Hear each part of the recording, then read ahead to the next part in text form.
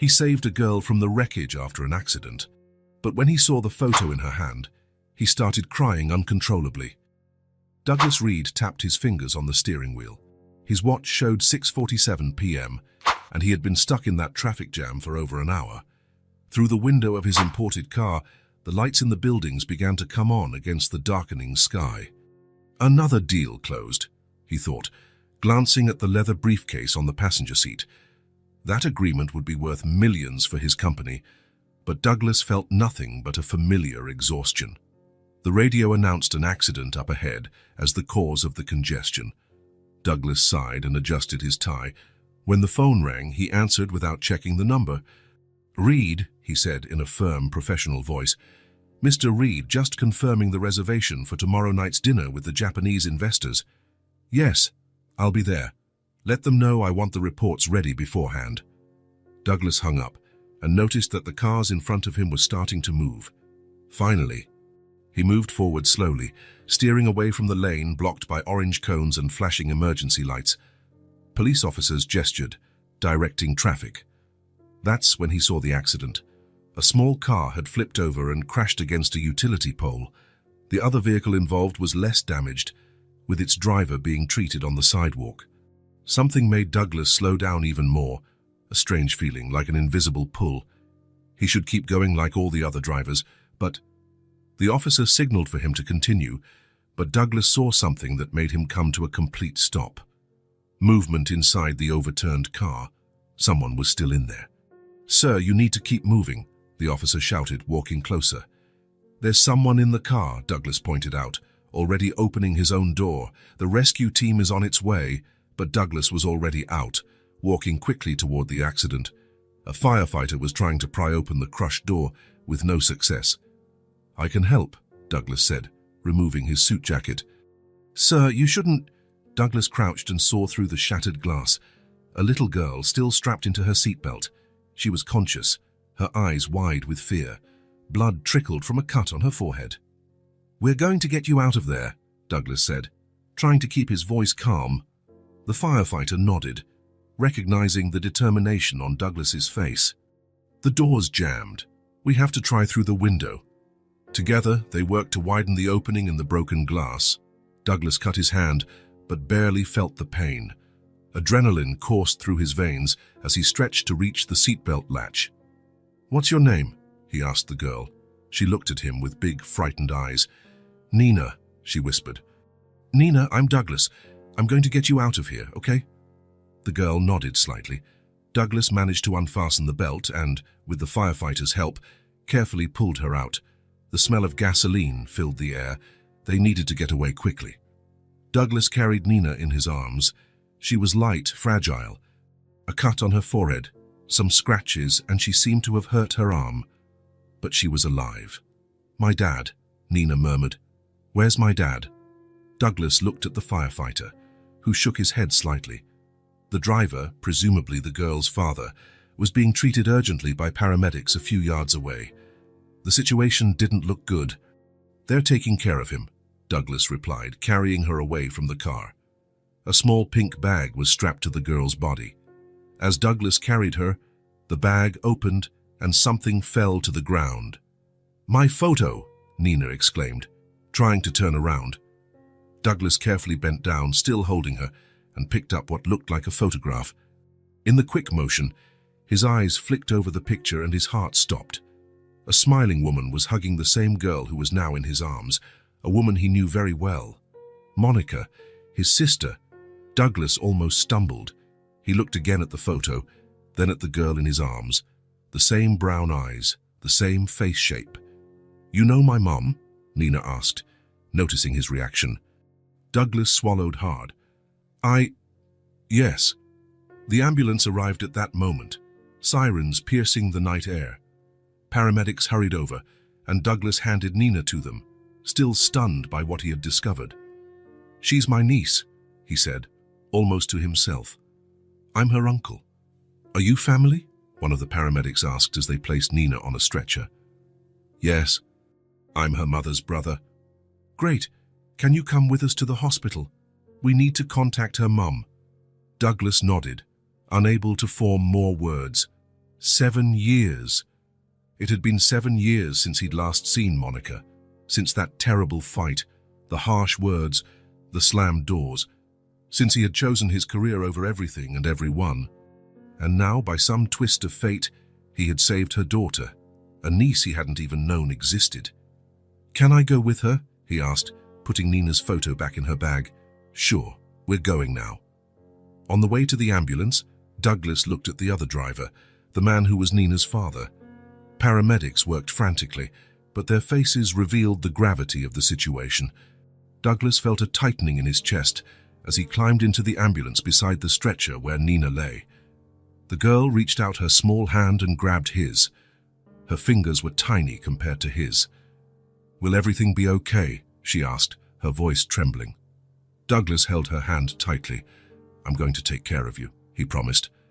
A promise he wasn't sure he could keep, but at that moment, it was the only thing that felt right to say. The ambulance took off, sirens wailing. Douglas looked at the child, his niece, and then at the city rushing by outside the window. In a few minutes, he would come face to face with Monica again. 7 years of silence, ending in the worst possible way. As the ambulance sped through the night, Douglas took his phone out of his pocket. He would have to call his secretary and cancel all his appointments. For the first time in years, something more important than work had arisen in his life. "Which hospital are we heading to?" he asked the paramedic. "St. Francis." Douglas nodded, typing a quick message. When he finished, he turned his attention back to Nina. The paramedics had cleaned the blood from her face and were checking her vital signs. "Do you live around here?" he asked the girl, trying to distract her. Nina nodded. "On Cedar Avenue, number 278. Is it a nice place?" "There's a playground nearby," she answered, voice weak. "And the school is 3 blocks away." Douglas absorbed every detail as if it were treasure, fragments of the life his sister had built without him. The ambulance braked softly, arriving at the hospital. The doors opened, and the medical team was already waiting to receive Nina. Douglas jumped out quickly, following the stretcher through the emergency doors. A nurse stopped him. "Are you family?" "I'm her uncle," Douglas said, showing his ID. "And I need to contact her mom. She's my sister." The nurse nodded. "Fill out these forms while we do the initial exams. Then you can see her." While filling out the paperwork, Douglas realized he was trembling slightly. He didn't know Monica's phone number. He knew almost nothing about her life now, but he had an address, and that would be enough for the hospital to find her. He looked at his watch, 7:32 p.m. In less than an hour, his life had turned upside down, and somewhere in the city, his sister still had no idea that her life was also about to change forever. Douglas sat in the waiting room, staring at the white walls of the hospital. The antiseptic smell filled the air, mixed with the weak coffee aroma from the vending machine in the hallway. A TV in the corner played news on mute, colorful images. No one was really watching. His thoughts were a whirlwind as he waited for updates. With each passing minute, the reality of the situation sank in more deeply. He had saved his niece, a little girl he hadn't known existed, from a car accident, and he would soon see Monica, his sister, after 7 years of complete silence. A doctor in a white coat approached. She looked serious and was holding a clipboard. "Mr. Reed?" Douglas stood up immediately. "Yes." "How is Nina?" "She's stable, but it's concerning. We've identified internal bleeding. We need to perform urgent surgery." Douglas swallowed hard. "Do whatever it takes. I'll cover all the costs." "About her father?" The doctor paused, lowering her voice. "I'm sorry, he didn't survive his injuries. We did everything we could." Douglas closed his eyes for a moment. A child had just lost her father. His niece had just become fatherless. "Has her mother been notified?" he asked. "Yes. A team was sent to the address provided. She should be here any moment." As if summoned by those words, a commotion arose at the emergency entrance. Douglas turned in and his heart stopped for an instant. Monica. She was running toward the information desk, her face contorted with worry. Her brown hair, shorter than Douglas remembered, fell over eyes that frantically scanned the area. She wore simple clothes, jeans, a t-shirt, a light jacket, so different from the images he had stored in his memory. My daughter, Nina Mitchell. They brought her in by ambulance." The receptionist began to respond, but Douglas was already walking toward them. Each step felt heavy, as though he were walking through water. Monica saw him before he could speak.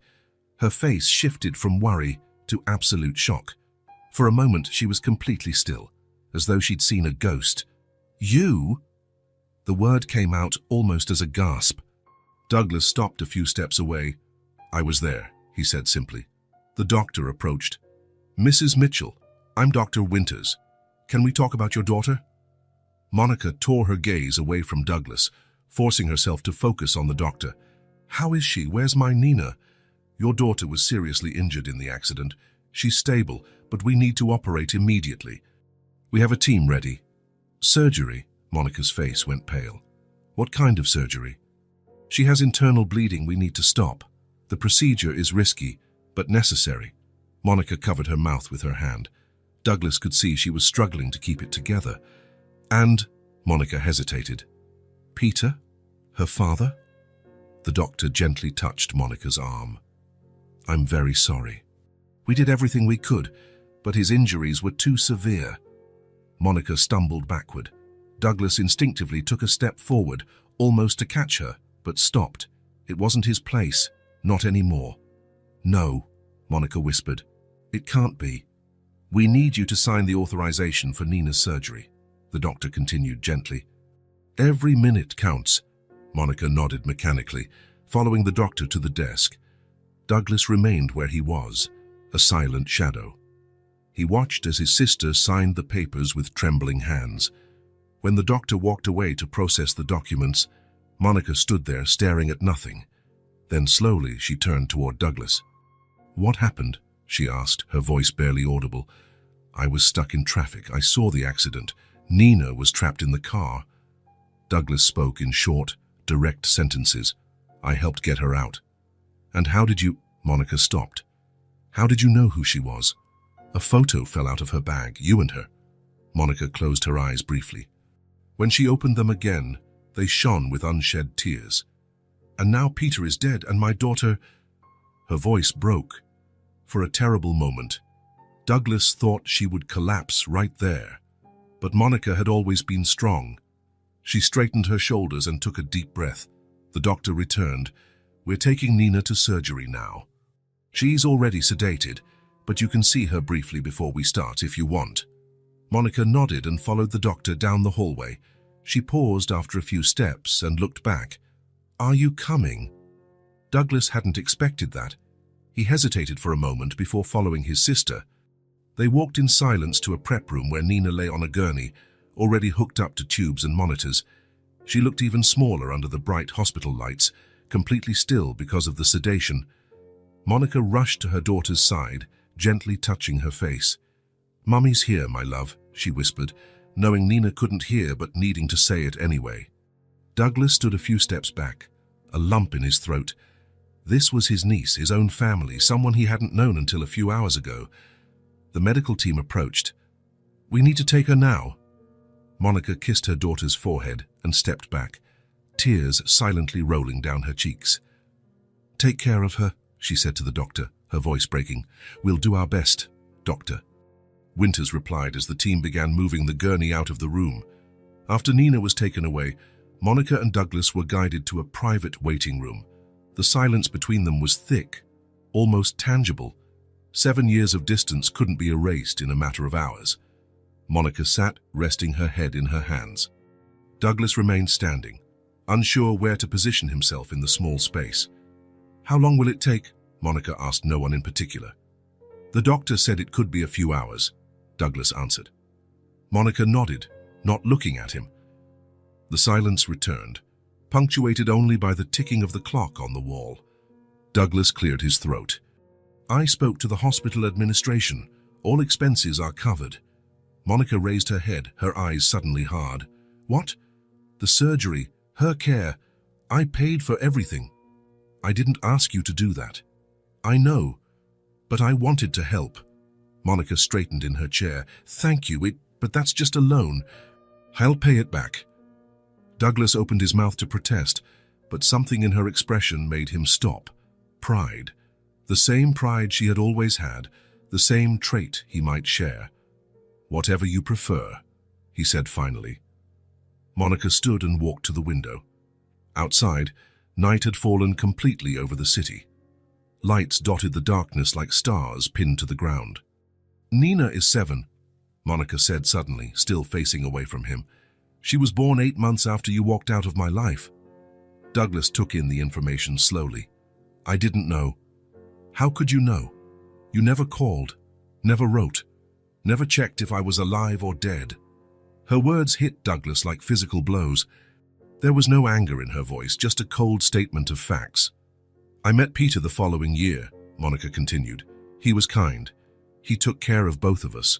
We got married when Nina was 2. Douglas listened silently, each word painting a picture of the life he had missed, the family he'd never met. And now he's gone. Monica's voice trembled slightly. "And here you are." "I can leave if you want," Douglas offered. Monica turned around, really looking at him for the first time. Her eyes were red but dry. "You never cared about anyone but yourself." The sentence hung in the air between them. Douglas felt the weight of each word. The truth in them struck him like never before. He replayed his life in his mind, the years spent climbing the career ladder, the discarded relationships, the family he'd abandoned, the choices he'd made. He didn't try to defend himself. There was no possible defense. Monica watched his silence with a penetrating gaze. After a moment, she sat down again, suddenly looking drained. "You should go home," she said. "You've done your part." "I'd rather stay," Douglas replied calmly, "if that's okay." Monica shrugged, neither agreeing nor disagreeing. Douglas took it as permission and sat in a chair on the other side of the room. He took out his phone, dozens of notifications, emails, messages. For the first time in years, he turned it off completely. The hours dragged on. A nurse popped in occasionally with minimal updates. "The surgery is ongoing. The doctors are working." Empty phrases that offered little comfort. Douglas watched Monica discreetly, the fatigue on her face, the small lines at the corners of her eyes that hadn't been there 7 years ago, her hands twisting in her lap, betraying her anxiety. At some point, he went to the cafeteria and returned with 2 coffees. He offered one to Monica, who took it wordlessly, a small gesture of truce. "She looks a lot like you," Douglas said, after more silence. Monica glanced at him, surprised by the comment. "She has your chin," she finally replied. "The same as Mom's." The mention of their mother added another layer of unresolved tension. Douglas looked away, unable to face that wound too. Around midnight, Dr. Winters came into the room. They both stood immediately. "The surgery was successful," she said with a slight smile. "We managed to stop the bleeding. She's a fighter." Monica let out a deep sigh. "When can I see her?" "She's in recovery. We'll keep her sedated at least until tomorrow morning. Her body needs time to start healing." "Can I stay with her?" Monica asked. "Of course. Once she's in a room, you can stay by her side." After the doctor left, Monica sank into the chair and, for the first time since arriving, cried. Silent tears streamed down her face as she covered her mouth with her hand. Douglas felt an urge to comfort her, but stayed where he was. The gulf between them was too wide to cross with a simple hug. "She's going to be okay," he said softly. Monica nodded, wiping her tears with the back of her hand. "But Peter..." She couldn't finish the sentence. She didn't have to. The reality of his death was there, inescapable. Douglas waited for her to regain her composure. "I can help with the arrangements, if you need." "The arrangements," Monica repeated bitterly. "Yes, I have to handle that too, don't I? My husband's funeral while my daughter is in the hospital." Douglas didn't reply. There was no adequate response to her pain. A nurse appeared at the door. "Mrs. Mitchell, your daughter is being moved to room 307. You can go with her now." Monica stood up.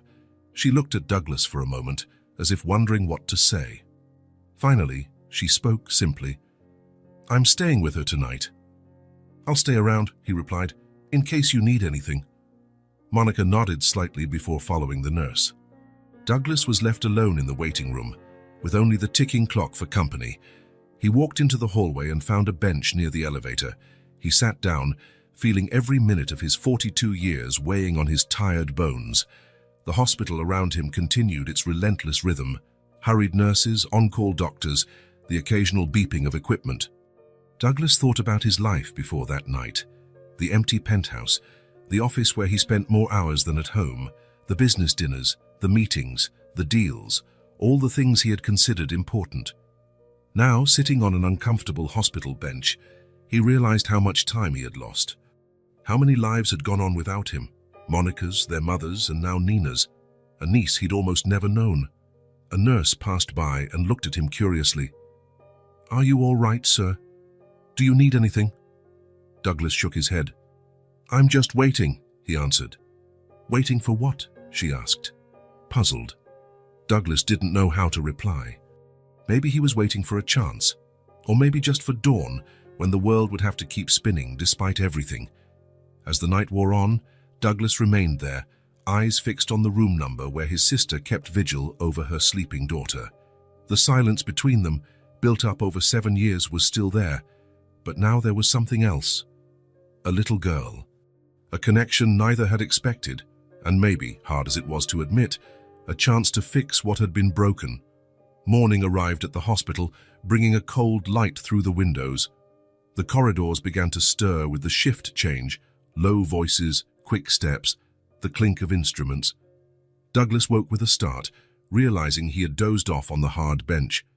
His neck ached, and he stretched his tense muscles, trying to shake off his tiredness. A nurse walked by, pushing a medicine cart. "Good morning," she said, surprised to see him there. "Did you spend the whole night here?" Douglas nodded, running a hand over his unshaven face. "How's the girl in 307? "Stable. I just checked her vitals." The nurse smiled kindly.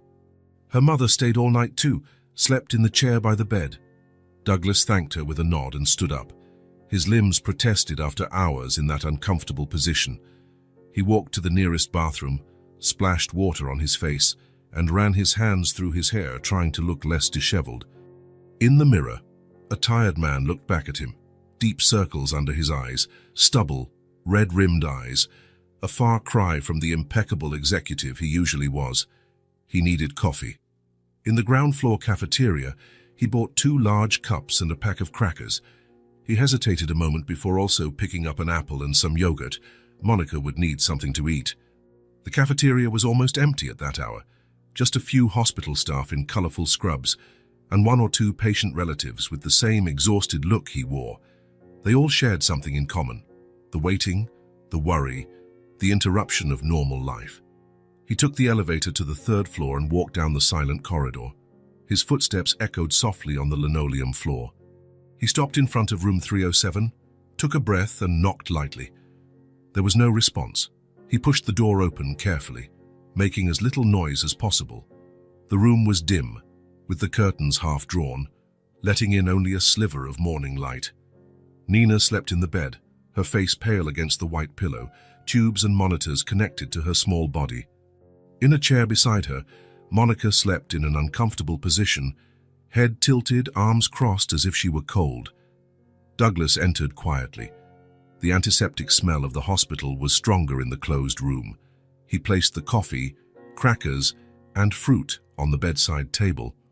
He watched his sister for a moment, noticing how tired she looked even in sleep. The worry lines on her forehead never completely disappeared, even while she slept. He slipped back out and headed to the nurse's station. "May I help you?" an older nurse asked, her grey hair and kind expression reassuring. "Yes. My niece is in 307. Her mother spent all night in the chair. Do you have an extra blanket?" The nurse smiled. "Certainly." She opened a cabinet and handed him a hospital blanket, folded and sealed in plastic. "It's new. You can take it." Douglas thanked her and returned to the room. Monica still slept, breathing softly and steadily, moving cautiously. He opened the package and gently draped the blanket over her, trying not to wake her. She shifted unconsciously, seeking the extra warmth, but did not wake up. He stepped back, relieved he hadn't disturbed her. His eyes moved from his sister's face to the monitor showing Nina's vital signs: Numbers and lines he barely understood, but their steady rhythm was comforting. At least the girl was stable. He was about to leave when Monica stirred. She opened her eyes slowly, disoriented for a moment, until her gaze landed on Douglas. "You're still here," she murmured, her voice rough with sleep and surprise. Douglas gestured toward the coffee on the table. "I brought coffee. And something to eat." Monica blinked a few times, shifting in the chair. She noticed the blanket over her and looked at Douglas with an unreadable expression. Not exactly gratitude, but a silent acknowledgement of his gesture. "Thank you," she finally said, picking up one of the coffees. "How was her night?" Douglas asked, glancing at Nina. "Stable. The doctors say her vitals are good." Monica took a sip of coffee, closing her eyes briefly at the warmth. "They'll start reducing her sedation today." Douglas nodded. "That's great news." The silence returned, lighter than the previous night, but still laden with unspoken words. Douglas looked around the sterile hospital room. Beige walls, magenta grey linoleum floor, the bed, the equipment, all impersonal and cold. "Do you need anything?" he asked, feeling the need to be useful somehow. Monica hesitated, glancing at her rumpled clothes after a night in the chair. "I'm okay like this," she said, but her eyes betrayed her discomfort. "I can bring more coffee later," Douglas offered. "And maybe something better to eat. The cafeteria food isn't great, but there should be a restaurant nearby." She nodded slightly, turning her attention back to Nina. The gesture was clear. For now, the conversation was over. Douglas left the room feeling the weight of the silence between them. He walked aimlessly through the hospital corridors, watching the morning routine intensify. Doctors making rounds, nurses exchanging information, relatives arriving for visits. The hospital followed its own rhythm, indifferent to the private dramas it housed. He passed the information desk, the small garden near the entrance, the gift shop just opening. He stopped in front of the display, noticing softer blankets in gentle colors. He went in and bought one in a light blue shade. Maybe it would make the chair where Monica would spend another night a bit more comfortable. The feeling of being an intruder lingered as he returned to Nina's floor. He didn't belong in Monica's life, or in his niece's life, and yet he couldn't bring himself to leave. When he came back about an hour later, he found Monica talking to a doctor, a middle-aged man with glasses and a serious expression. "We'll gradually reduce the sedatives over the next few hours," he was saying. "It's possible she could wake by the end of the day, but each patient responds differently." Douglas paused at the door, not wanting to interrupt. The doctor noticed his presence and nodded politely before leaving. "I brought more coffee," Douglas said, entering, "and a sandwich from the cafeteria. It's not great, but better than nothing." Monica accepted his offering. "Thank you. Any news?" "They're starting to taper off the sedatives." She paused, picking up the sandwich. "Thank you for that, too." Douglas took out the blue blanket from the gift shop bag. "I thought it might be more comfortable than the hospital's." "For the chair?" Monica looked at the blanket in surprise. It was a small indulgence, something out of place in the sterile hospital environment. "You didn't have to buy that." "It was nothing," Douglas said, placing it over the arm of the chair.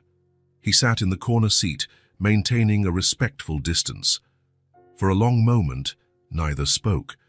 The only sounds were the steady beeping of monitors and the occasional shuffle of nurses in the hallway. "You don't have to stay," Monica finally said. "I'm sure you have obligations."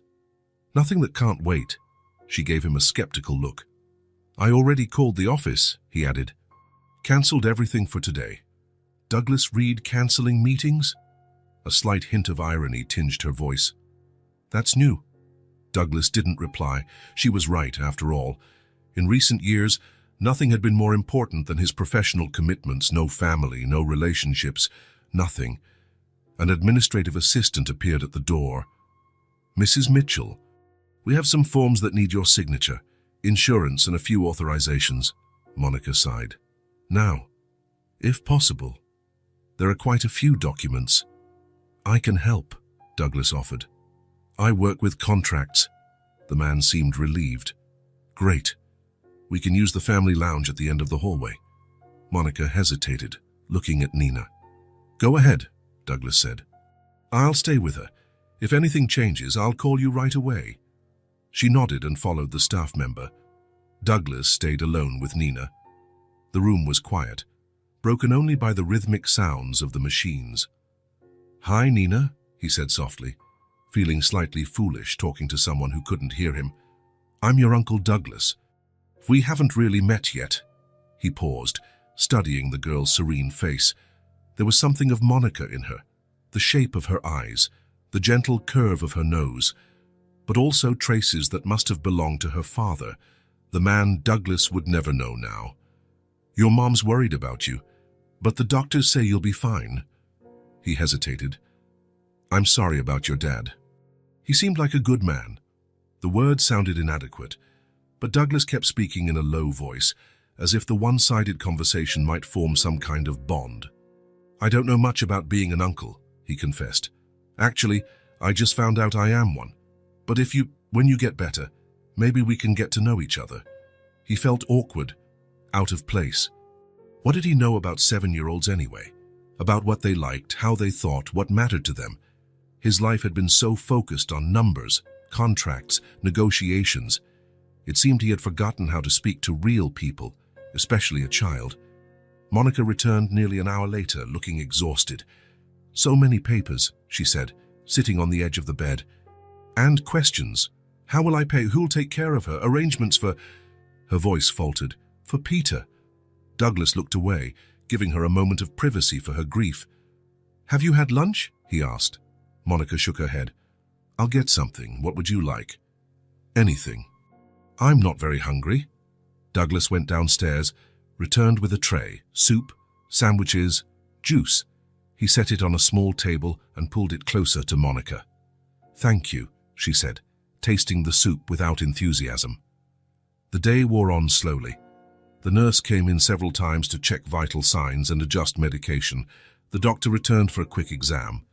Monica received some phone calls on her cell, friends, co-workers, concerned people asking about her and Nina. The accident. Douglas left the room during those calls, giving her privacy.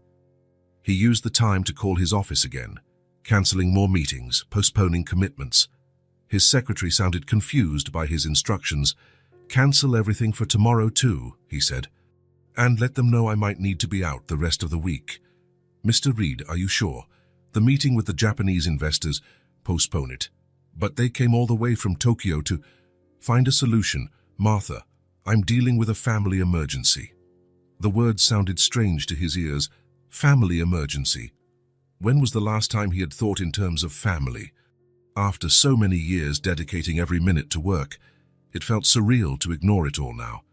But he couldn't imagine being anywhere else.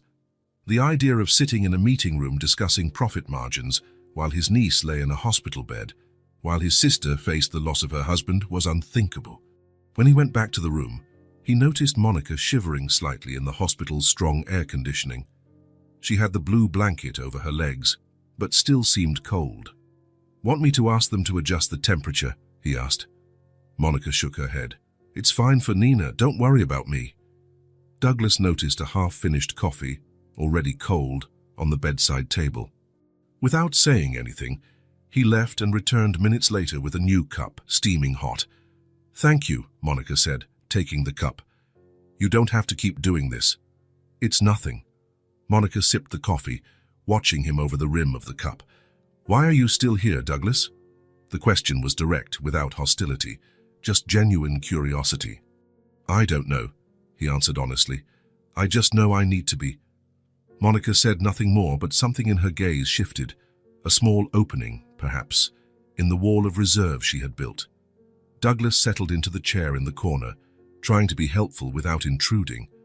When a nurse brought a form, he helped Monica fill it out. When her coffee got cold, he fetched another. When he noticed her shifting uncomfortably in the chair, he found an extra pillow. Small gestures, tiny acts, inadequate compared to the gulf between them. But they were what he could offer. As the day wore on into afternoon, the hospital room began to show small signs of occupation, a magazine on the table, a half-full cup of water, the blue blanket folded on the chair when not in use, a bag of extra sandwiches for later, traces of presence, of continuity. A nurse came in to replace Nina's IV bag. "The doctor is pleased with her progress," she commented while working. "She's a strong girl." "Like her mother," Douglas said. Monica looked at him, surprised by the comment. A hint of a smile crossed her tired face, so brief that Douglas almost missed it. Around 5, as the sky began to turn orange outside, Monica broke the silence that had settled between them. "Mom died." The abrupt words hit Douglas like a punch to the stomach. On some level, he had known their mother was gone. He hadn't asked, hadn't confirmed, but he had known. Her absence in Monica's and Nina's lives was a silent evidence. "When?" he managed to ask, his voice hoarse. "3 years ago, cancer." Monica looked out the window, not at him. At least it was quick. A few months from diagnosis to the end. Douglas closed his eyes, a deep pain spreading through his chest. His mother, dead. Without him ever saying goodbye. "Why didn't anyone tell me?" Monica turned to him then, something new in her gaze. Not just anger or hurt, but a kind of disbelief. "I tried calling 3 times. Your secretary said you were in important meetings. I left messages." Her voice began to rise. "I sent an email. You replied 2 days later that you were in Japan closing a big deal and would call when you got back." Douglas remembered that email vaguely. He remembered thinking he would respond properly when he had more time. Then, as always, other matters arose. Other priorities. "Mom died, and you didn't even show up at the funeral. You were too busy. Just like our father." The final words were spat out. Douglas felt their impact, the comparison he had always feared. His father, who had abandoned the family for his career, for other women, for a life he deemed more important. The man Douglas had sworn he would never become, and yet, unknowingly, he had followed exactly the same path. Douglas didn't try to defend himself. There was no defense. For the first time, he truly faced the damage he had done. Not just the rift with his sister, but his complete absence when she needed him most, when their mother needed him most. "There is no excuse," he said at last, his voice low and controlled. "No, there isn't," Monica agreed. A nurse entered just then, interrupting what might have become a heated argument. She checked the monitors, made some notes, and smiled at them. "The doctor will be here soon to adjust medication so we can start waking your daughter," she told Monica. Everything is progressing well. When the nurse left, the moment of confrontation had passed, but the words lingered in the air. Douglas stood and walked to the window. Outside, normal life went on. Cars, people, the world spinning on its axis undisturbed. Inside him, something was breaking. The image he had cultivated for years, successful man, brilliant executive, solitary by choice, shattered under the raw truth. He was just another man who had abandoned his family when they needed him most. He thought of his mother, sick, dying, possibly calling out for him, hoping her son would appear, at least once, to hold her hand. The pain of that image was almost physical. "Did she ask about me?" The words escaped before he could stop them. Monica held his gaze for a long moment. "Every day." Douglas swallowed, trying to control the surge of emotion threatening to overwhelm him. He didn't deserve to cry now. He had no right. "Can I bring you something?" he asked finally. It was a pathetic offer compared to what he had done or failed to do, but it was all he could manage at that moment. Monica shook her head. "I don't need anything." But after a moment, she added in a quieter voice, "Just stay. I can't handle thinking about all this alone right now." Douglas nodded and returned to the chair. He picked up the blue blanket he'd bought and folded it carefully, placing it on the armrest. A small act of order in a world that had collapsed for all of them. The afternoon wore on while they waited. Nina kept sleeping, unaware of the silent drama unfolding around her bed. And Douglas remained, knowing that nothing he did could repair what was lost, but determined for the first time simply to be there for what remained. Outside, the sun began to set, bathing the room in golden light through the gaps in the blinds. The shadows lengthened, marking the end of another day, one that had begun like any other but turned out to be a turning point in his life. Silently, Douglas and Monica waited. The folded blanket on the chair, a small symbol of care, of presence, waited too, ready to offer comfort through the long night ahead. Night had fully settled over the city.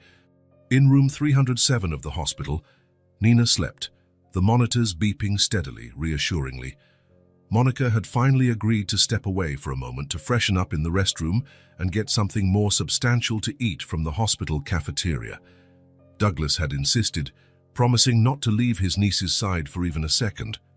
"I'll be back in 20 minutes, Monica said, reluctant to leave the room even for that short time. "Take as long as you need," Douglas replied. "We're fine here."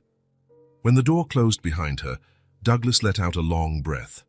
It was the first time he was truly alone since everything had happened, the first chance to process the turmoil of the last 36 hours. He stood and walked to the window.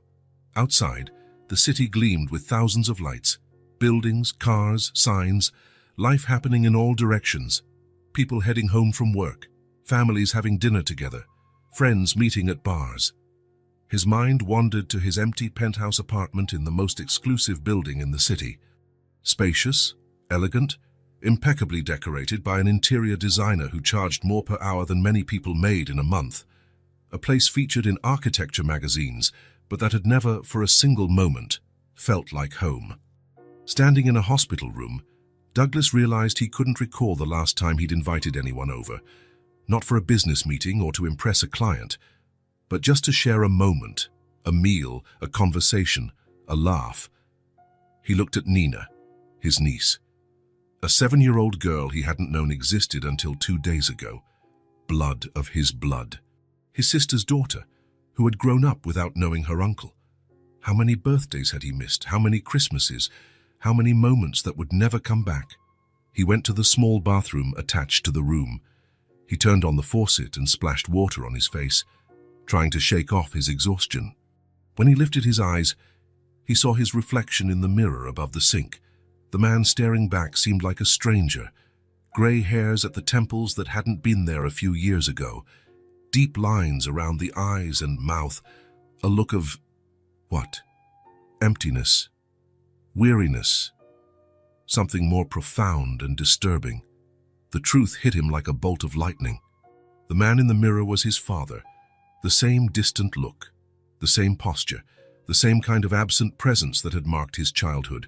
A father always on the go, always chasing the next deal, the next conquest, the next place he wouldn't be with his family.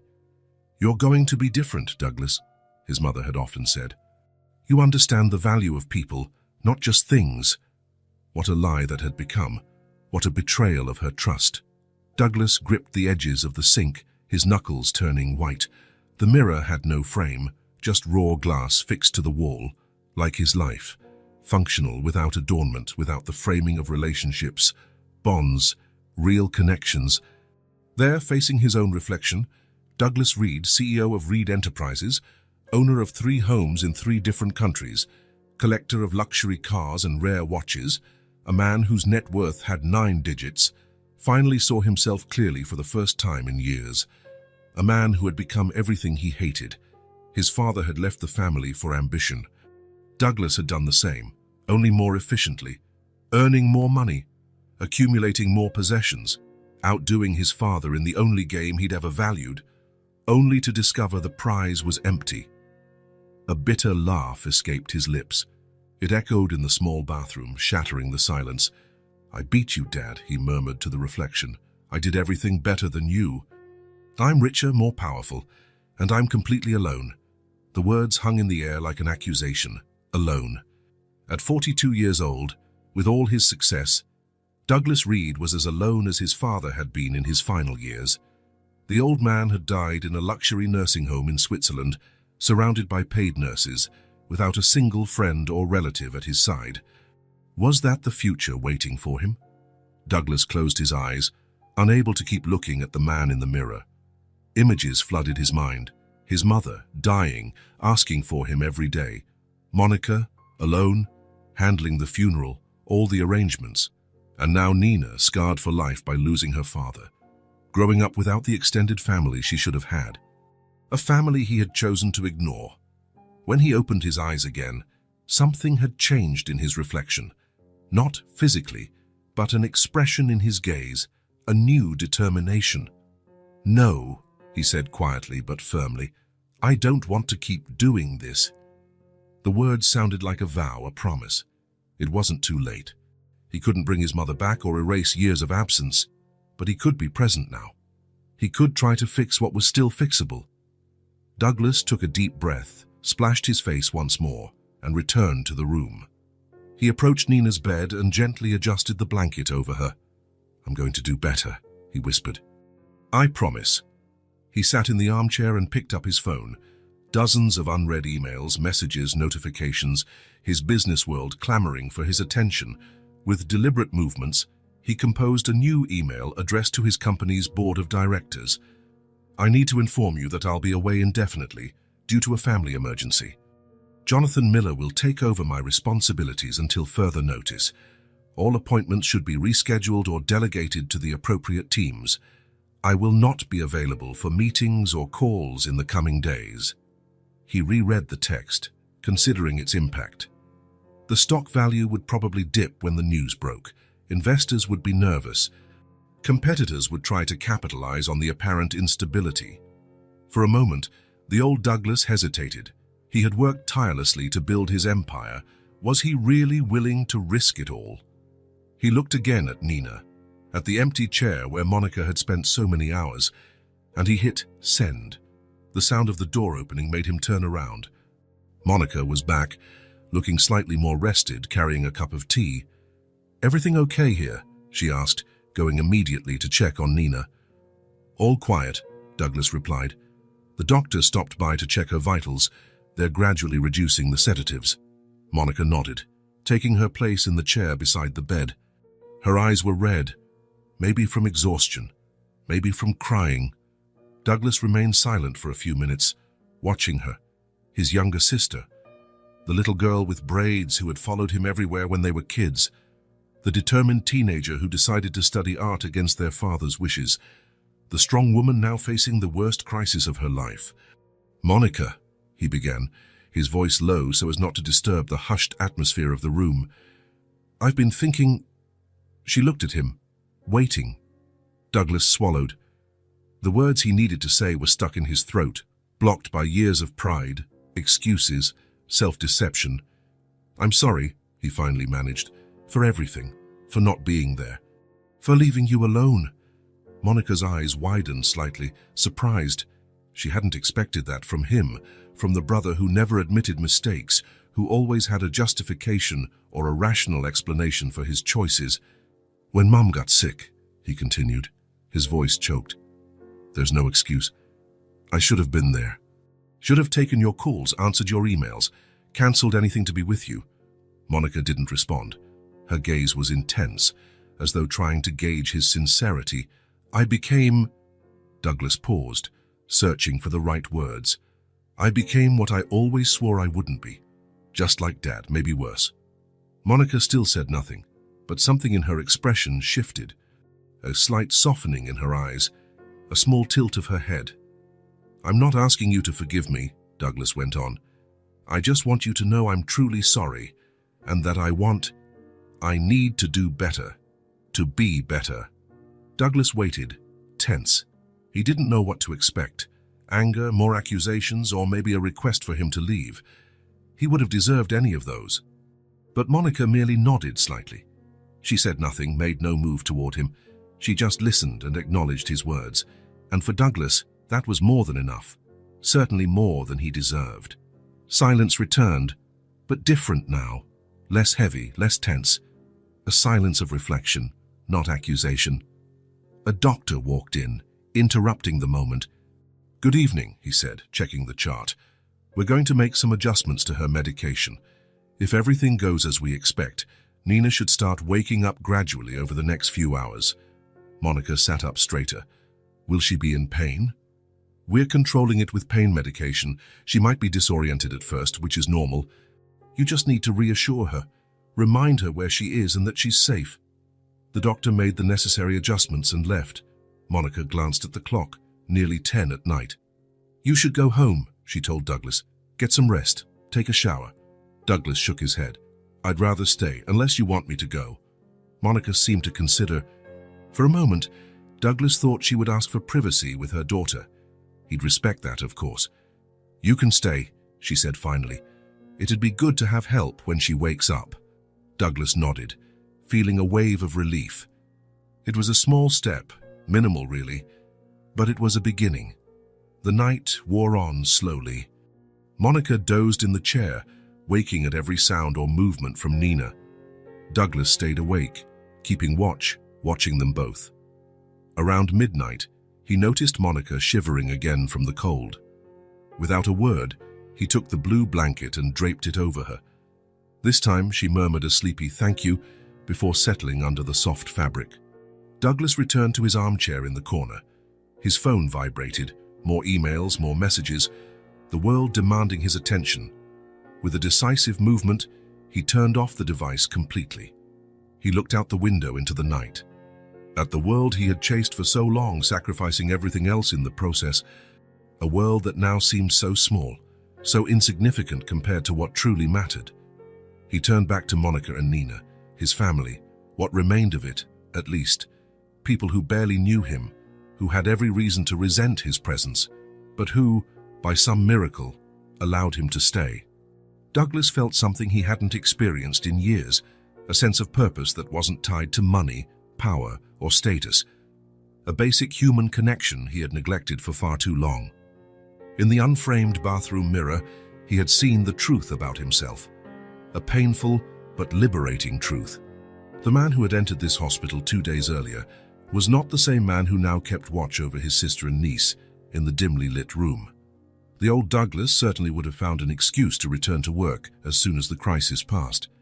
He might have sent money or assigned some assistant to keep tabs on Nina's recovery. But the man now sitting in the hospital room knew there was no turning back.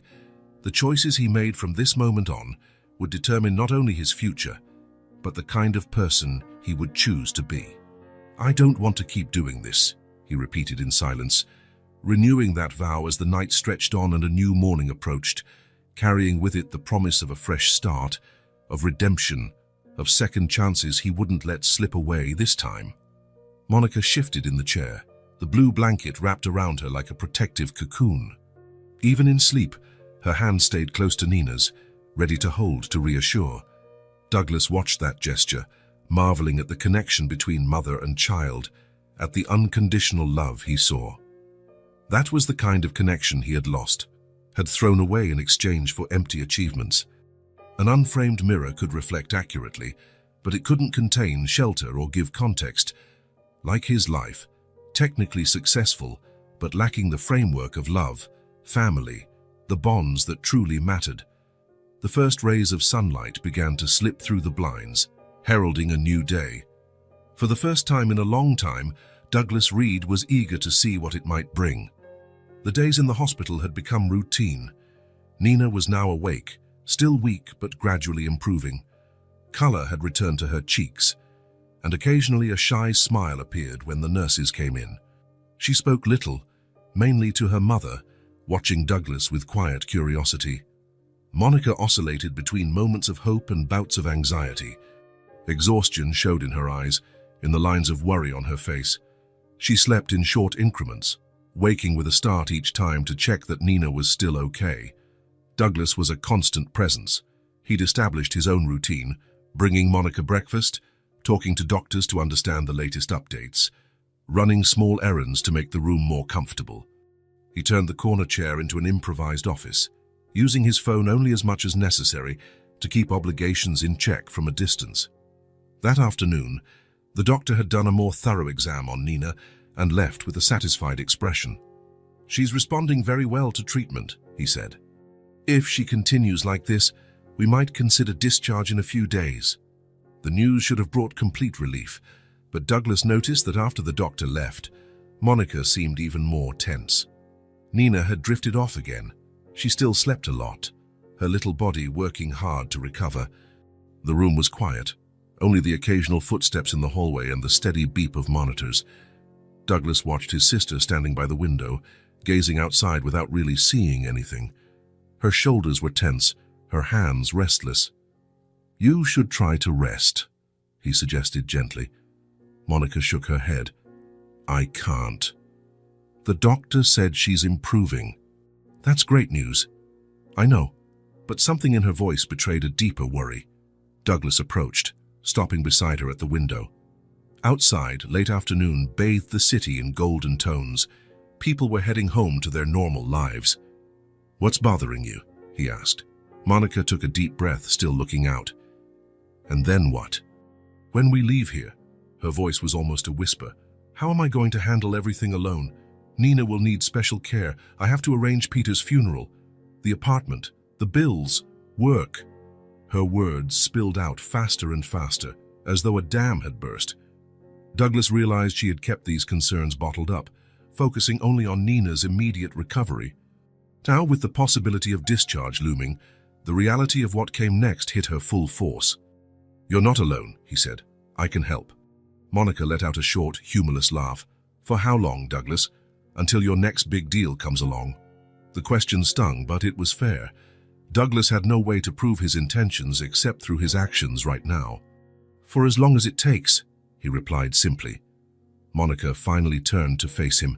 Her face showed the weariness of these past days, deep circles under her eyes, pale skin, eyes red from tears. "I've already lost so much," she said, her voice cracking. "I don't want to lose my daughter too." The vulnerability in her tone struck Douglas deeply. Monica, always strong, always determined, now revealing her greatest fear.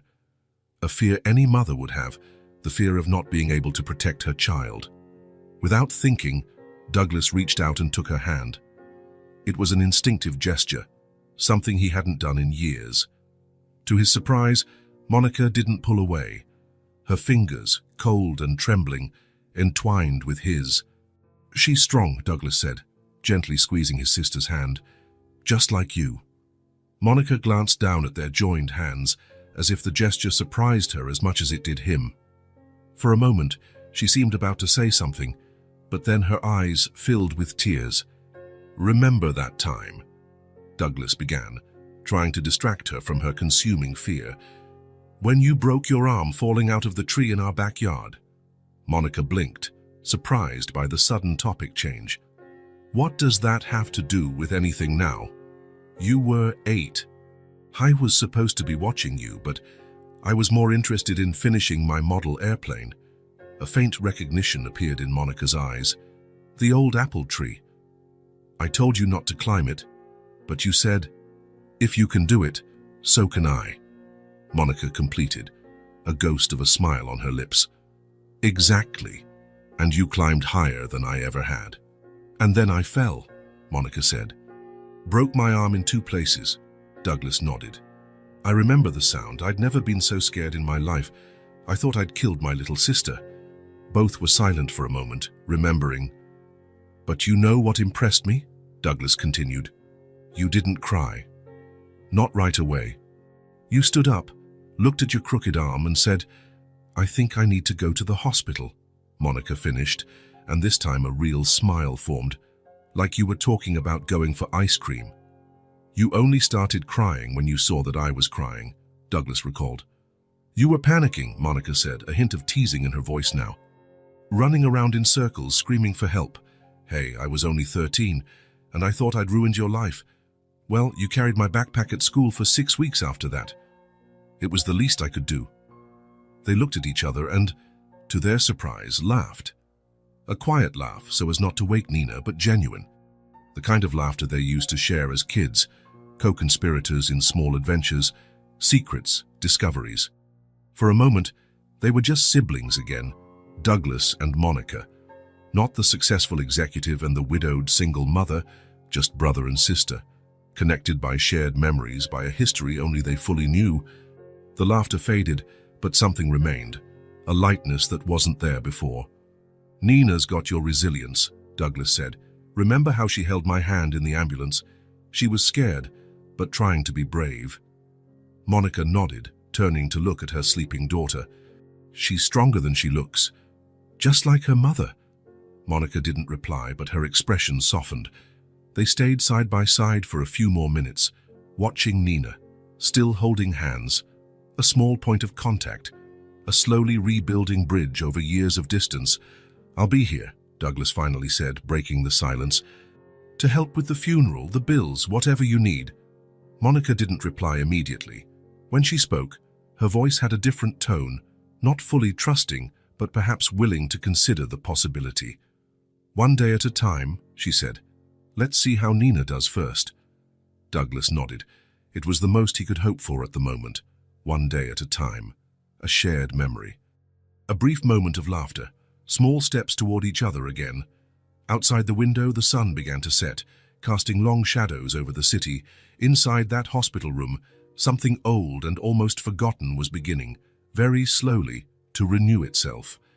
At last, the day of hospital discharge arrived.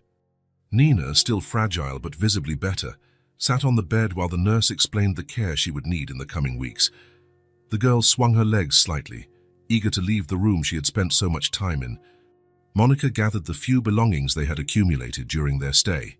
Clothes, books, the blue blanket Douglas had bought and which Nina now considered her good luck charm. Her face showed relief at finally being able to take her daughter home, mixed with apprehension about the future. "Remember," the nurse said, "no strenuous activity for at least a month. Those internal stitches need to heal completely." Nina made a face but nodded obediently. "And I need to see you for a follow-up appointment next week," added the doctor who had entered the room. "I'm very pleased with your recovery, Nina. You've been an excellent patient." "Can I go back to school soon?" Nina asked. "We'll see how you feel after a few days at home," the doctor replied with a smile. "But probably in 2 weeks, if all continues well." Douglas watched from the doorway, keeping a respectful distance. Over the past few weeks, he had established a routine with Monica and Nina, present but not intrusive, helpful but not overbearing. His relationship with his niece was still new, delicate, but Nina was starting to open up, asking occasional questions and accepting small gifts like books and games to pass the time in the hospital. With Monica, the connection was more complex. There were moments like the shared childhood memory, when they laughed together or finished each other's sentences, as though the 7-year separation had never existed. But there were also loaded silences, looks that questioned whether this renewed closeness would last, whether Douglas had really changed. "Do you need help getting home?" he asked after the doctor left. Monica finished packing a small backpack. "Yes, I think so. There's quite a bit to carry." It was a small victory, Monica accepting his help without hesitation. "I can carry this," Nina announced, trying to pick up a book from the bedside table and wincing when the movement pulled on her stitches. "Slow down, young lady," Monica said, rushing to help. "Remember what the doctor said." Douglas smiled at his niece. "How about I carry everything and you supervise to make sure I don't forget anything?" Nina considered the offer, then nodded seriously. "Okay. Don't forget Bunny." She pointed to the stuffed rabbit on the chair. "I would never forget Bunny," Douglas replied solemnly, placing the toy carefully on top of the backpack where Nina could see it. An orderly arrived with a wheelchair. "Standard procedure," he explained when Nina grimaced. "All patients leave in a wheelchair." While Monica helped Nina settle into the chair, Douglas's phone buzzed in his pocket. He glanced at the screen and saw Jonathan Miller's name, his executive VP. He ignored the call. A few seconds later, it buzzed again and again. "Is something wrong?"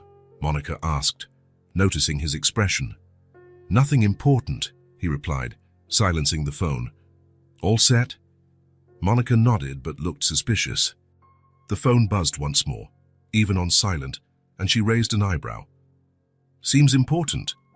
Douglas hesitated. "Maybe, but it can wait." "If you need to answer," he shook his head. "Later, let's get Nina home." The ride from the hospital to Monica's apartment was uneventful. Nina watched the city through the taxi window with renewed fascination, as if seeing everything for the first time. Douglas had offered to call his personal driver, but Monica refused, one of the small boundaries she still maintained. At the apartment, Monica settled Nina on the couch while Douglas brought in the bags from the hospital. The place felt different to him now. Not just a modest apartment he'd briefly visited to grab a stuffed rabbit, but the home where his niece was growing up, where his sister had built a life without him. "Would you like some tea?" Monica offered, heading to the kitchen. "Or coffee?"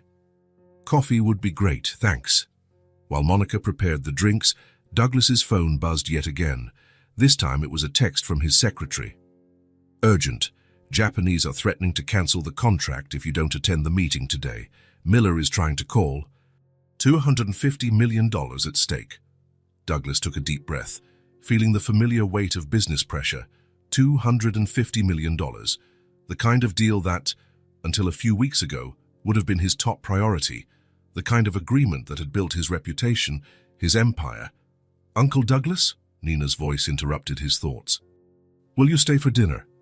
He looked at his niece, nestled among pillows on the sofa, her eyes large and hopeful. Before he could answer, his phone started ringing, no longer just a vibration, but the loud ring indicating a call from his office. You can answer, Monica said from the kitchen. It sounds like they really want to talk to you. Douglas nodded and walked to the window to take the call. Read. Douglas, thank God.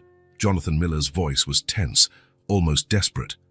I've been trying to reach you for hours. I'm busy, Jonathan. What's going on? The Japanese delegation is here, all of them. We've been in the conference room for 2 hours, but they refuse to finalize without you. They say the deal is with Douglas Reed, not just the company. Douglas closed his eyes for a moment. He knew this kind of negotiation well, a matter of honor, personal trust. He'd spent months cultivating a relationship with these Japanese executives. Explain that I'm dealing with a family emergency. I did. They understand, but they leave early tomorrow. It's now or never. Douglas, $250 million. Out of the corner of his eye, Douglas saw Monica returning from the kitchen with 2 cups of coffee.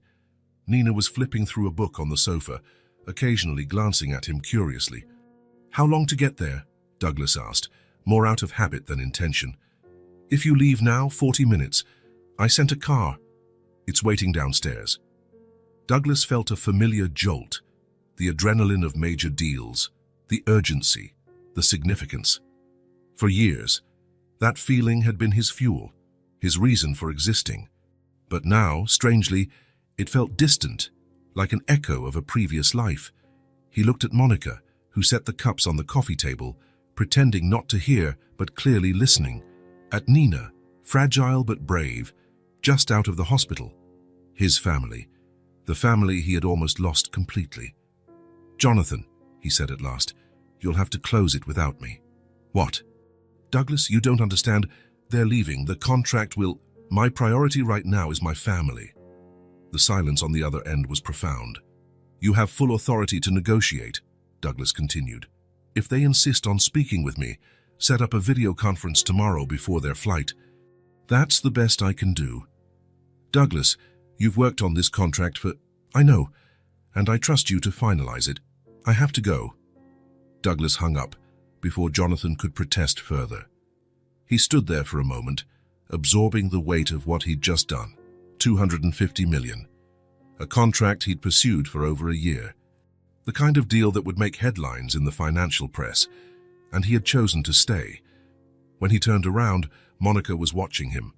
She stood near the sofa, observing him with an expression he couldn't decipher. It sounded important, she said quietly, keeping her voice low so Nina, absorbed in her book, wouldn't hear. It was, Douglas said simply. And you're not going? Douglas shook his head. No. Monica studied him for a long moment. Something changed in her gaze, a barrier being removed, or maybe the first glimpse of renewed trust. You stayed, she finally said, voice barely above a whisper. That says a lot. Douglas felt a lump in his throat. Monica's silent approval meant more than any contract ever could. Uncle Douglas, Nina called from the sofa. Are you really staying for dinner? Douglas went over and knelt beside her, meeting her gaze at eye level. If your mum doesn't mind, I'd love to stay. She doesn't mind, Nina said confidently. Right, Mom. Monica gave a faint smile.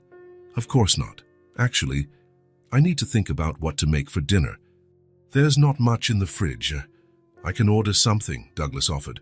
No greasy food for Nina, Monica warned, her stomach still sensitive after the medication. How about soup and light sandwiches? I know a good place that delivers. Monica agreed, and Douglas made the call. While they waited, Nina convinced her uncle to play cards with her, a simple game she could manage despite her limited movements. Monica watched from the kitchen, making tea for Nina, allowing herself a rare moment of relaxation. When the food arrived, they ate at the small dining table so Nina wouldn't have to move much. The conversation flowed more freely than Douglas would have thought possible, mostly because Nina filled the time with stories from school, asking about his job, wanting to know if he had a dog. "I don't, unfortunately," Douglas replied. "I live in an apartment and I travel a lot." "You could get a cat," Nina suggested. "Cats are independent." "True. I never thought of that." "We had a cat," Nina said, a shadow crossing her face. "But he got sick and went to heaven." Monica stroked her daughter's hair. "Whiskers had a long, happy life, remember?" Nina nodded, but her lower lip trembled slightly. It was the first real moment of sadness Douglas had seen from her since leaving the hospital, a reminder that behind the child's adaptability lay real grief. After dinner, Monica announced it was bath time and medication time for Nina. "Need help with anything?" Douglas offered. "Actually, yes," Monica said.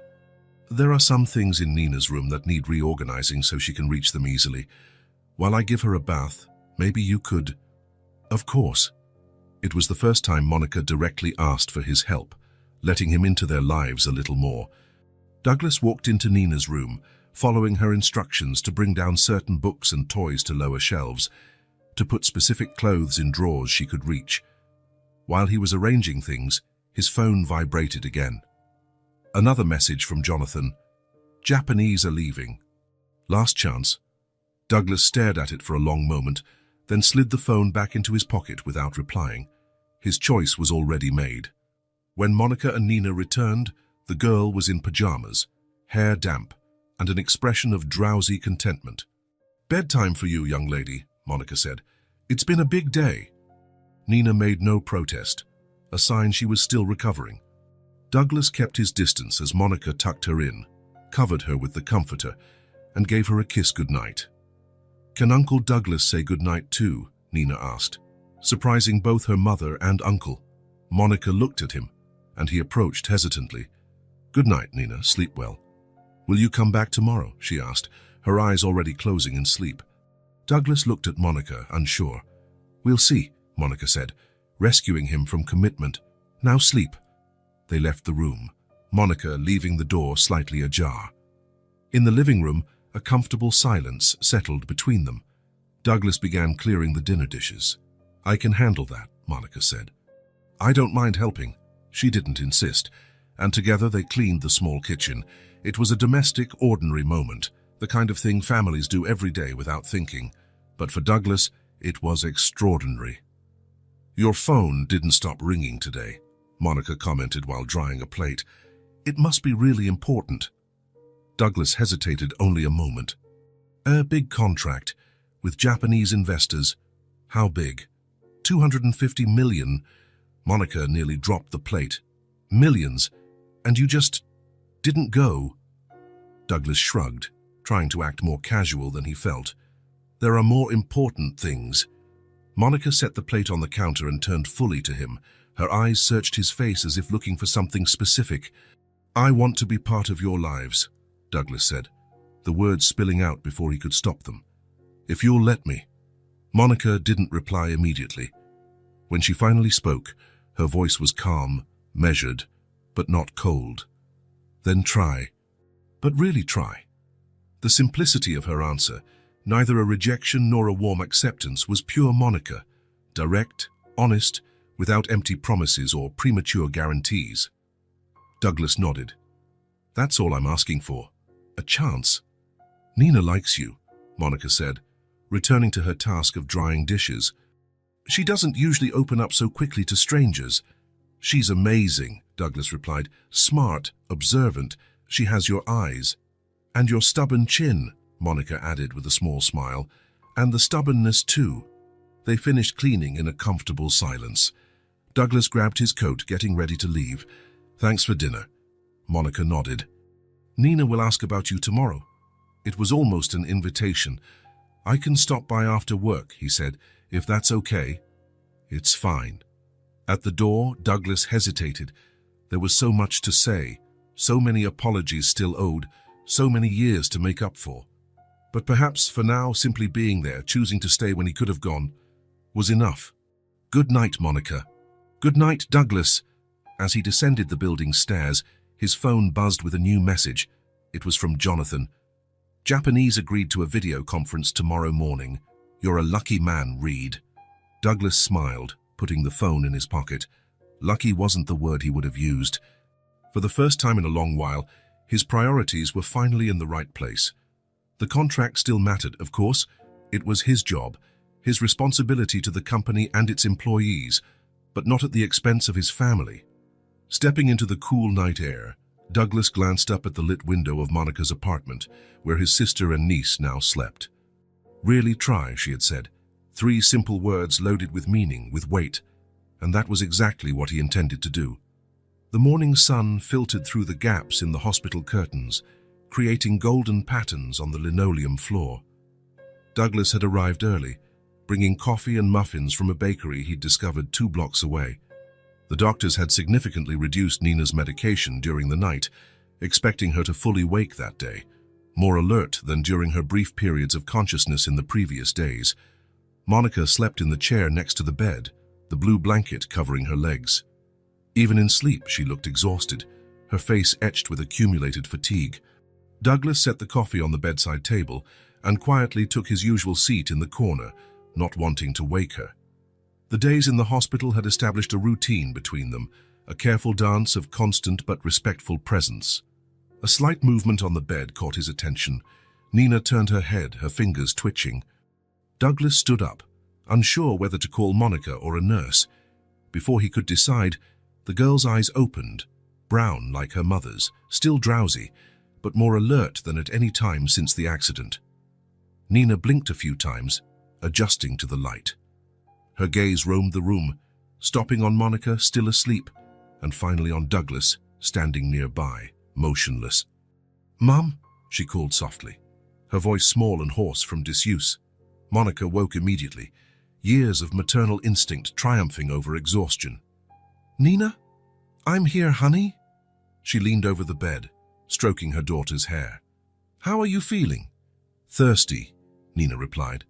"And hungry." Monica laughed, a sound of pure relief. "That's great. I'll call the nurse to get you some water and see what you can eat." While Monica pressed the call button, Nina continued watching Douglas, curiosity plain on her face. He smiled at her, trying to seem reassuring, but kept a respectful distance. "Mom," Nina finally said, pointing at Douglas, "who is he?" Monica glanced at her brother, then back at her daughter.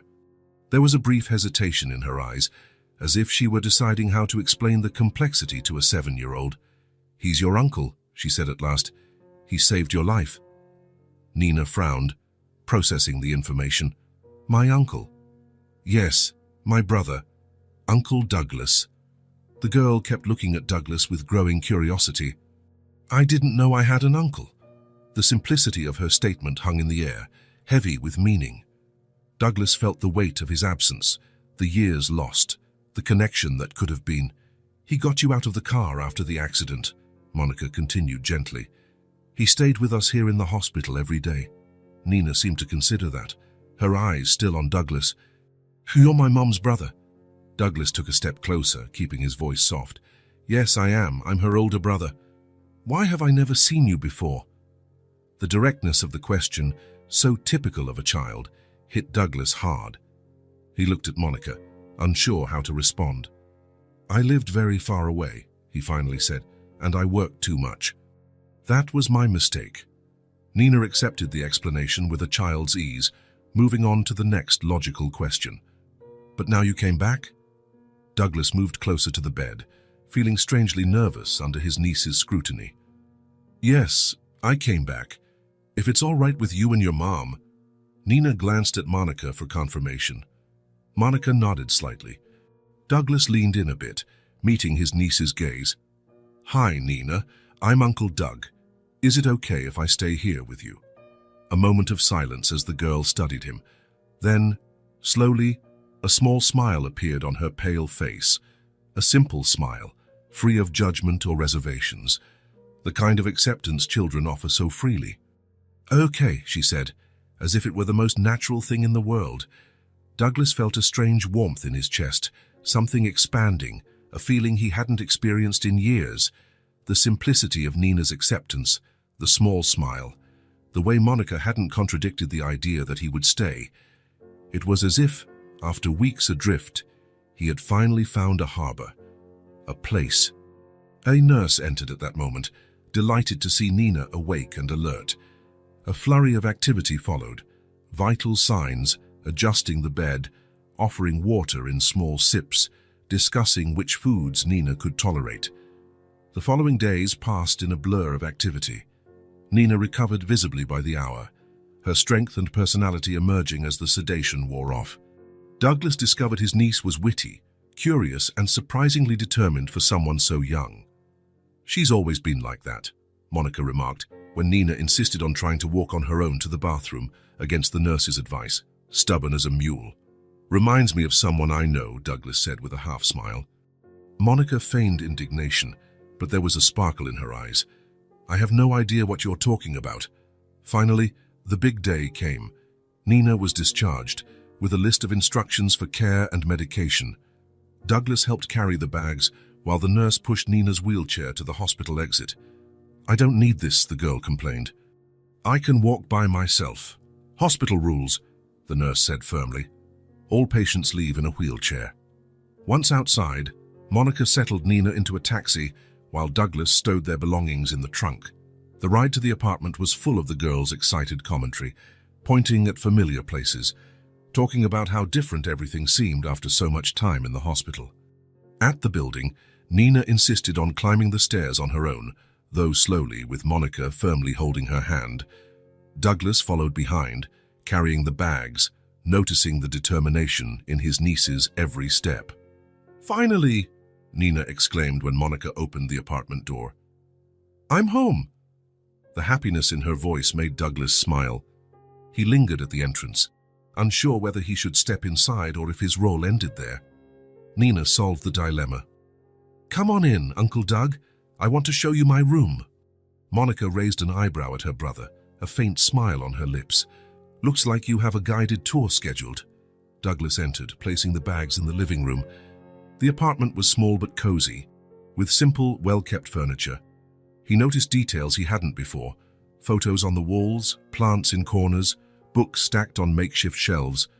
A home, not just a place to live. "My room is this way," Nina announced, leading him down the hallway, though her pace was slow and careful. Monica followed, ready to help if Nina needed support. "Not too long, Nina. You need to rest." The girl's room was painted a light green with glow-in-the-dark stars on the ceiling, a bed with a colorful quilt, shelves filled with books and toys, drawings taped to the walls. It was the room of a child who was loved and encouraged to express her personality. "It's really cool," Douglas commented, genuinely impressed. "Who put up the stars on the ceiling?" "My dad," Nina answered softly. "He said that way I could see the sky even if it was cloudy." A brief silence followed the mention of Peter. Monica gently touched her daughter's shoulder. "He had a great idea," she said kindly. "And now you're home to see them again." Nina nodded, the momentary sadness quickly replaced by excitement as she showed her uncle her treasures. "Look at my rock collection and my books. This one is my favorite, about a girl who becomes friends with a dragon." Douglas listened attentively, fascinated by the window into his niece's world. After a few minutes, Monica intervened gently. "I think it's time you rested, Nina. You've had a busy day." The girl pouted, but was clearly tired. "Is Uncle Doug staying?" Monica glanced at her brother. "If he wants to, he can stay for dinner." "I'd love to," Douglas said quickly. Monica helped Nina settle in for a nap and returned to the living room, where Douglas waited, trying not to appear out of place. "She likes you," Monica commented, heading to the kitchen. "Want some tea?" "Yes, please." Douglas followed her, noticing the flickering light over the sink. Monica saw his gaze. "It's been like that for weeks," she explained. "Peter was going to fix it, but..." Her voice faltered slightly. I'm still not used to the idea that I have to handle these things on my own now. I can take a look, Douglas offered. I know some basic electrical work. Monica looked surprised. You, the big executive? Douglas grinned. Believe it or not, I was once young and broke. Learned to fix a few things. Monica pointed to a small toolbox under the sink. Go ahead. While the water heated, Douglas examined the light, finding a loose contact that was easy to fix. The flickering stopped, shining steadily. Impressive, Monica said, handing him a cup of tea. What else can you do? There was a faintly teasing tone in her voice, reminiscent of their old sibling dynamic. I'm a man of many talents, he replied with mock solemnity. Monica laughed, a light sound that made Douglas realize how much he had missed it. The afternoon passed peacefully. Nina woke from her nap feeling hungry. Douglas offered to go grocery shopping, as the fridge was nearly empty after the hospital stay. I can make a list, Monica said. No need, Douglas replied. Just tell me what you both like to eat. While Monica described Nina's favorite foods and their basic needs, Douglas listened carefully, memorizing every detail. It wasn't just a shopping list. It was a map of their daily life, the small things that made their world work. When he returned, carrying multiple heavy bags, he found Nina settled on the sofa with a book, looking tired but content. Monica helped him put everything away, seeming slightly embarrassed when he insisted on paying for it all. You're doing so much already, Douglas. It's the least I can do, he said simply. Together they prepared a simple dinner, homemade soup and fresh bread he'd bought at the bakery. Nina watched from the kitchen table, recounting school stories and occasionally asking Douglas about his work. During dinner, Douglas noticed the faucet was leaking. Without comment, after they finished, he grabbed the toolbox again and replaced the worn washer. You don't have to fix everything, Monica said, watching. I don't mind, he replied, testing the faucet to make sure the drip had stopped. I like being useful. It was true, he realized with surprise. There was something deeply satisfying about repairing small things, about helping in tangible, immediate ways. So much of his career was abstract, money moving digitally, contracts on paper, power and influence in boardrooms. Here in this small apartment, a fixed faucet was a real accomplishment, a gesture that meant something in the real world. After dinner, he insisted on washing the dishes while Monica helped Nina with her nightly bath and medication. Moving around the little kitchen, Douglas felt an unfamiliar sense of peace. He didn't evaluate the space, mentally calculate how much it would cost to renovate or improve it. For the first time in his adult life, he wasn't trying to exert control over an environment, wasn't mentally rearranging, upgrading, dominating. He was simply helping, serving without expectation, without a hidden agenda, carrying bags, fixing a light, washing dishes, small tasks that somehow felt more meaningful than all the mergers and acquisitions he had ever negotiated. When Monica returned, she found him putting away the last of the dishes. She watched him silently for a moment. Nina is asking if you'd like to say goodnight, she finally said. Douglas followed her to the bedroom, where Nina lay nestled among pillows, Bunny clutched tightly. Thanks for dinner, Uncle Doug, she said drowsily. And for bringing Bunny from the hospital. It was my pleasure, he replied, surprised at the surge of emotion he felt at hearing Uncle Doug spoken so naturally. Will you come back tomorrow? He looked at Monica, uncertain. We'll see, Monica said, sparing him from a direct answer. Now get some sleep. They went back to the living room, where Douglas picked up his coat, getting ready to leave. She's warmed up to you fast, Monica remarked. She's usually more reserved around strangers. I'm not exactly a stranger, Douglas said. I'm her uncle, Monica nodded, something softening in her expression. Yes, you are.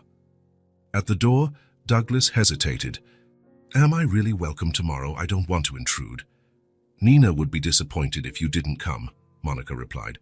And honestly, the help is nice. It was a significant admission from someone as independent as his sister. I'll be here, he promised. As he descended the stairs, Douglas felt a strange lightness, almost unfamiliar. Monica's apartment walls weren't lined with marble. The furniture wasn't designer. The view wasn't spectacular like his penthouse. But there was something in that home that his luxurious apartment had never had. Something he now understood he'd been searching for without knowing: belonging, purpose, connection. For a moment, tidying the kitchen, hearing Nina's stories, fixing small broken things, he had felt he truly had a place, not as an owner, controller, or benefactor, but as part of something bigger than himself, as someone who served without being asked, who contributed without seeking credit. That, Douglas realized as he walked into the moonlit night, said more than any words ever could. The sky was painted grey, neither threatening rain nor promising sun. Fitting, Douglas thought, as he walked through the iron gates of the cemetery. A neutral day for a visit he had postponed for 3 years. He carried a small bouquet of white lilies, his mother's favorite flowers. There had always been a vase of them on the living room table when he was a child, their gentle scent filling the house. A house she had held together with constant effort and silent dignity after his father left. The cemetery was quiet that Tuesday morning. Only a few other visitors, bending over headstones in distant sections. Douglas followed the stone walkway, occasionally checking the small map the gate attendant had given him. Section E, Row 12, Plot 38. As he walked, he thought about how his life had changed over the last few weeks. The accident, the reunion with Monica, the discovery of Nina, the slow rebuilding of something he had believed lost forever. His routine, once dominated by meetings and deals, now included dinners at his sister's modest apartment, small repairs around the house, bedtime stories for his niece. Yesterday, Monica had mentioned their mother during dinner. Nothing elaborate, just a comment about how Nina had inherited her grandmother's talent for drawing. It was the first time they spoke of her without accusation, without the specter of Douglas's absence at the funeral. She would have adored Nina, Monica had said. Yes, Douglas had replied. She really would have. That was the moment he decided it was time. Time to face what he'd avoided for so long.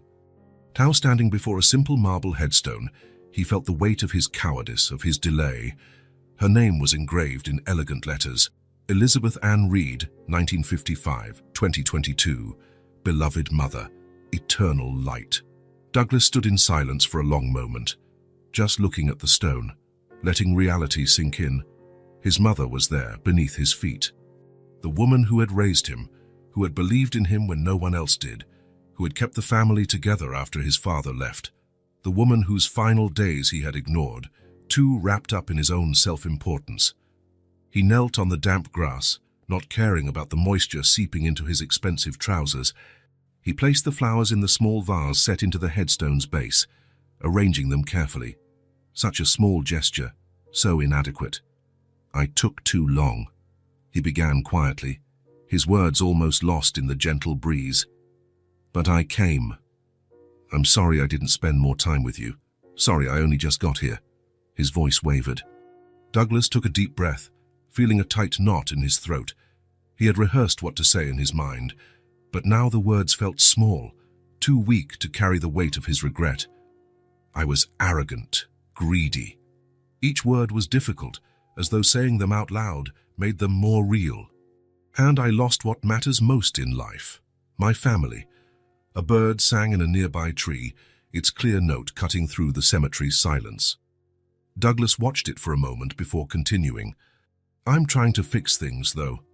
The usual formality of his language slipped away, replaced by something simpler, how he spoke when he was just Elizabeth's son, not the powerful Douglas Reed. I saved my niece in an accident. I got close to Monica again. She's giving me a chance. The wind gently ruffled the lily's petals. Douglas pictured his mother tending the garden in their old backyard, her hands always busy, always creating beauty even in hard times. Nina's 7 now. She's as smart as Monica, with the same stubborn chin that runs in our family. A slight smile touched his lips, despite the pain. You would have loved her, Mom. She asks questions all the time, draws beautifully, collects rocks of all possible treasures. He paused, realizing he was rambling, maybe stalling to avoid the real reason for his visit. Facing himself, the truth of his choices. "I've lost so much time," he went on, his voice quieter. "Years I can't get back. Your final moments. Nina growing up. Monica's life." Tears he had been holding back began to fall silently. He didn't wipe them away, letting them mark his face as witnesses to his remorse. "I became exactly what I promised never to be. Just like Dad. Maybe worse, because I knew what it felt like to be abandoned, and still..." He couldn't finish. He let silence stretch on for several minutes, allowing the tears to flow. There was no one around to witness this vulnerability, this rare break in the armor he'd built over the years. When he spoke again, his voice was steadier, more resolved. "Thank you for not letting me give up. Even after everything." It was a strange thought, perhaps irrational. How could she have stopped him from giving up, being gone herself? Yet he felt there was an invisible thread connecting him to her, a thread of light guiding him back home when he was most lost. "Monica says you asked for me every day," his voice caught again. "That you never lost hope I would come back." An elderly couple walked by in the distance, arms linked, carrying flowers in their hands. Douglas waited until they passed to continue. "I can't change the past. Can't go back and be there when you needed me. But I promise I'll honor what you always wanted, for us to be a family. For me to be a better man than my father." He gently touched the headstone, feeling the coolness of the marble under his fingertips. "You always said, 'better late than never.'" A sad smile crossed his face. "I hope that's true." Douglas stayed there for a while longer, now in silence. No more words were needed, just presence, acknowledgement, and the truth finally faced. The truth of his failures, but also of his chance for redemption. When he finally stood, he felt oddly lighter, as though a weight he'd carried for years had been, if not removed, at least recognized. He adjusted the flowers one last time, the white lilies shining against the grey stone. "I'll be back soon," he murmured, "and not just me. When Nina's stronger, when the time's right, the whole family will come." With a final glance at his mother's grave, Douglas walked back along the stone path, leaving behind not just flowers but the sincere tears of a man who had finally found his way home. Sunday dawned with an impossibly blue sky, the kind of day that seems custom-made for perfect moments. The small yard behind Monica's building was rarely used by other residents, making it an almost private space for them on that sunny morning. Douglas arrived early, carrying bags of charcoal, marinated meat, fresh vegetables, and a box of cheese bread rolls that Nina had mentioned loving. The modest grill in the yard, though hardly comparable to the professional setup in his penthouse, had its own charm, signs of use, stories told by each scratch and stain. "Are you sure you know how to use that?" Monica teased as he inspected the grill. "You'd be surprised by my hidden talents," he retorted, feigning indignation. "Being a grill master was my plan B." Monica laughed while arranging a simple table under the shade of a tree. "Where'd you learn that?" "Believe it or not, I used to grill in college. It was the only way to make sure I had something to eat at parties." 3 months had passed since the accident, 3 months of patient rebuilding, small progress, a presence that felt increasingly natural, daily visits turned into regular dinners, then weekends spent together.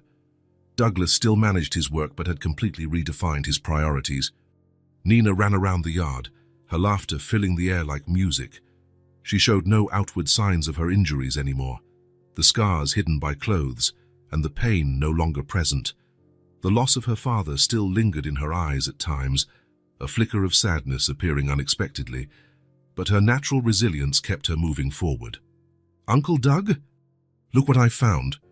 She ran up to him, cupping her hands carefully around something. Douglas crouched down to her level. "What do you have there, scientist?" Nina opened her hands slowly, revealing a small green frog. "Isn't it pretty? Can I keep it?" I think it has a family waiting for it somewhere," Douglas gently explained. "How about we build a little garden pond someday? Then maybe it and its friends will come visit." Nina's eyes lit up at the idea. "Really? A real pond?" "A mini pond," he clarified with a smile. "We'll have to plan with your mom." Nina nodded solemnly, then ran off to show her temporary treasure to Monica, who was making lemonade at the small side table. Douglas turned his attention back to the grill, carefully lighting the charcoal. The familiar smell brought unexpected memories, Sunday barbecues at home when he was a boy, before his father left, his mother making salads in the kitchen, Monica running in the backyard, not so different from Nina now. "Need any help, chef?" Monica's voice broke into his thoughts. She approached with 2 glasses of ice-cold lemonade. "I'm getting the hang of it," he said, taking the drink. "For a long time, I thought food only came from expensive restaurants or room service." Monica smiled. Who would have imagined Douglas Reed swapping Sunday board meetings for a backyard barbecue? There was no criticism in her tone, just a calm observation of how much things had changed. Douglas took a sip of the lemonade, appreciating the perfect balance of sweet and tart. "This meeting is better," he replied simply. Nina came running back, now without the frog. "I let it go by the plants where it's damp," she announced. "Uncle Doug said we can build a pond in the garden." Monica raised an eyebrow at her brother. "Really? Didn't know you were a landscaper too." "Just a small pond," Douglas defended himself. "I promise I won't turn your yard into a resort." Monica pretended to consider seriously. "Let's see how good this barbecue is first. If it's good, we'll negotiate the pond." Nina bounced with excitement. "It's going to be the best barbecue ever, right, Uncle Doug?" "No pressure," he muttered, making Monica laugh. The sound of soft music joined them. Monica had brought a small portable speaker. A light, upbeat tune filled the air while Douglas placed the first vegetables on the grill. The next few hours passed in a lazy, perfect rhythm. The food came out in stages: grilled vegetables, juicy meat, the cheese bread Nina loved. Easy conversation flowed, interrupted by laughter and Nina's enthusiastic comments about her plans for the future pond. Douglas watched it all with a growing sense of wonder. The simplicity of the moment, his sister adjusting a napkin on her daughter's lap, Nina sharing elaborate stories about the frog, the sunlight filtering through the leaves, creating dancing patterns on the ground, contained a perfection none of his past achievements could match. Right there, sitting on an ordinary garden chair, wearing a simple polo and shorts, he felt richer than in any boardroom or business dinner. Nina asked for louder music and began dancing on the lawn, pulling Monica to join her. Soon, mother and daughter were twirling around, laughing. Monica looked at Douglas, motioning for him to join. He shook his head, smiling. "Come on, Uncle Doug," Nina insisted, running over to tug his hand. He let himself be led, feeling awkward but oddly free as he tried to follow his niece's improvised steps. Monica clapped along, laughing at his focused expression. After a moment's pause, Douglas stepped back, watching Monica and Nina continue to dance. The sunlight bathed them, creating an almost golden aura. He felt something swell inside his chest, an emotion so profound he had no proper name for it. "I had everything," he thought, watching the 2 people who had become the center of his world. "But only now do I have what truly matters." Years spent chasing success, power, recognition, accumulating wealth, properties, achievements. None of it could compare to this. A sunny Sunday, simple music, cheese bread, genuine laughter. Family. Monica picked up her phone and set the timer, calling Douglas over for a photo. The 3 squeezed together, wearing genuine smiles, the sun creating a soft halo around them. A moment captured, preserved, witness to what had nearly been lost forever. The afternoon went on, lazy and perfect in its simplicity. The sun began its slow descent toward the horizon, casting golden light across the little yard. Nina fell asleep in a chair, worn out from playing so much. Monica draped a light scarf over her, gently stroking her hair. Sitting beside his sister, Douglas took in the scene as a privileged observer, witnessing the true meaning of life unfold before his eyes. The imaginary camera zoomed out gradually, framing the scene in its entirety. The simple yard, the table holding the remains of a shared meal, the small family gathered under the golden late afternoon light. 3 people who had almost lost each other forever. Now they mean everything to one another. If this story touched your heart, subscribe to the channel and turn on notifications so you don't miss the next ones. Leave a like because it helps this story get recommended to more people. See you in the next story.